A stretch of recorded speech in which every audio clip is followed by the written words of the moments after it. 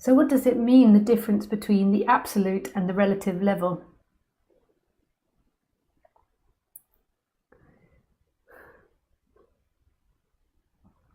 Well, first of all, I'll talk about what the relative level is. The relative level is, today I got up, I did some business practical work, downloading documents and sending them to someone that helps me with them.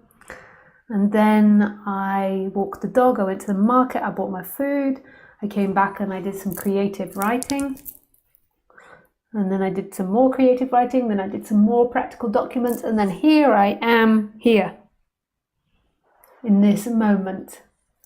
And that's the relative level. So we have characters that we can tell stories about. So each of you have a day of events today. Most of you were Sunday and it was God's day, so you were just sitting on your backside. Lisa was working. Well, Lisa is, pretty fine for a white guy or girl.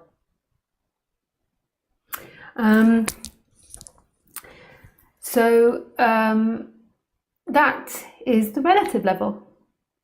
The relative level is talking about the character, what the character did, the character's relationships. I have a relationship with this person, with that person. I have a relationship with Christmas and what I think about Christmas, and it's all timeline based, the relative. It's all based in time. Even if you would say, oh, I've got a very nice jumper on now, or I've got a yellow jumper on now, it's still a timeline that belongs to the character. You're still using words in time. And then the other person is imagining what's meant in time and relating to that in time. And when you first start out the spiritual search or the spiritual quest, you believe that's all you are, that you are that person moving in time, and you don't even realize the person's moving in time. That is who you are, without a doubt. There is no doubt that's who you are. And then the spiritual, at first maybe you get into healing, and so then it's still about you. It's still about the healing of the person in time, and then maybe you get into awakening experiences, and it's still about you, the person in time. And then you get to the point where you realize that there's something other, that's timeless, that's got nothing to do with the person. There is something that's experiencing this, that never moves and is always here, and everything comes and goes and moves in it, as it. And it's wonderful. And it's everything that was ever wanted.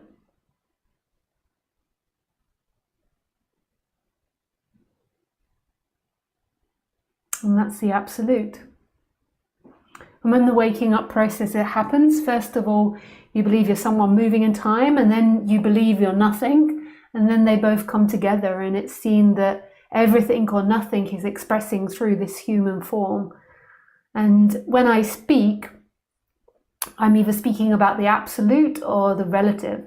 And the relative, when I speak, is more about helping the person, relaxing the person, guiding the person. And the absolute has got nothing to do with the person.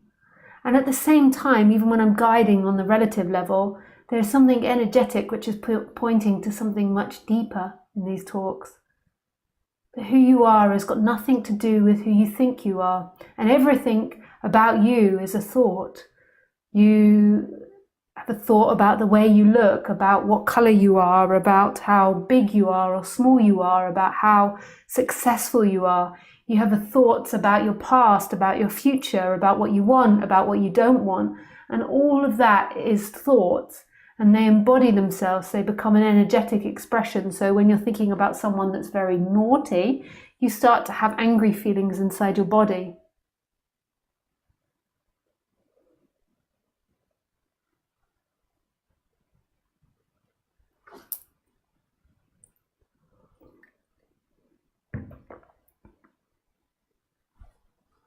This is freedom.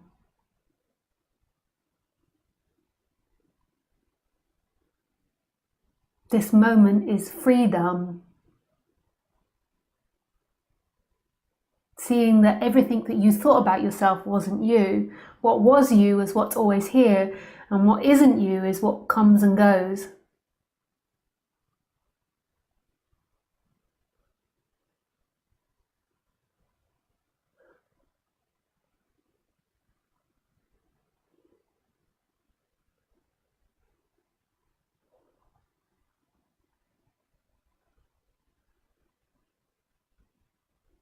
And the story of you, the relative, is something that comes and goes, and that's not the experiencer. That's not who I'm actually talking to now. The relative character is interpreting what I say and putting it into boxes and saying, like it, don't like it, makes sense, doesn't make sense, good information, bad information, boring information. And that's not who I'm actually speaking to, because who's listening? You think that character's listening, but that's not who's actually listening. That person cannot listen, because that person is something that's constantly changing, constantly moving, and never here, never present. It's in time. Everything you think about yourself is either in past or future. Even the body, if you think I am this body, that's still an image in time, that's still a thought in time. In the experience, it's everything, and it's just happening, and it's happening to no one. So what else is here? Who am I actually speaking to? Who's actually conscious now? And that's a mystery. That is this perfect, brilliant mystery. But it's what's listening. Your most intimate sense of being is what's listening, not a movement in time, not an abstraction in time. It's this. This is listening, and this is everything listening to itself, and everything is nothing. So this is life listening to itself. But that's not something that you've got to get to and you don't understand. That's the way it is. That is the way it is. This is freedom. This, not that or that. This, what's happening. What's happening is freedom. And what's happening is never you. There just appears to be a you that can be talked about, but that's not actually you. And you think you're relating with lots of other people, but you're not actually relating in the moment with other people. You're relating in the moment with consciousness, with presence. And then you're kind of like talking about the person that moves in time. Oh, I did this. And then the other person's like, oh, I did this, I did this, I did this, I did this.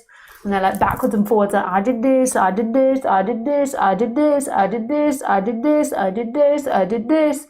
And they think that they're actually relating to each other, but they can't relate to each other, because neither of these characters that are speaking exist. There's something that's coming and going in experience, and it's so wonderful because they can communicate and they can speak about their lives, but at the same time it's not them experiencing. That's the illusion. That's your suffering. You think you are experiencing.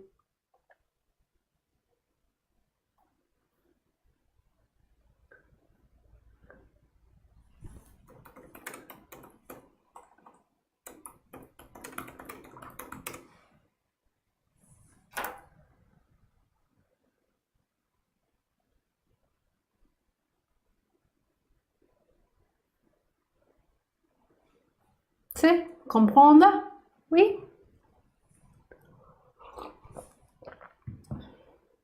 Avez-vous comprendre? Comprendre?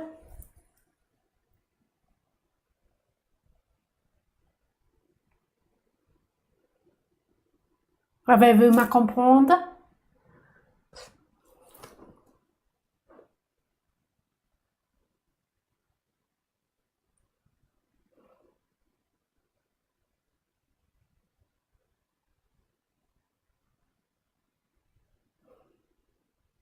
So who is speaking to who? Even though this person's like beep, beep, beep, beep, beep, and this one's like meh, meh, meh, meh, meh, meh, meh, meh, meh, meh, meh, meh, meh, meh, meh, meh. That speaking words, those thought words, what you think about yourself, isn't the experiencer. It's an experience happening. See, you're experiencing yourself. The person's like, I did this today, I did that today, I did this today, I did that today, and you are experiencing that. That is being watched by something that cannot be found, cannot be named, and isn't separate from everything.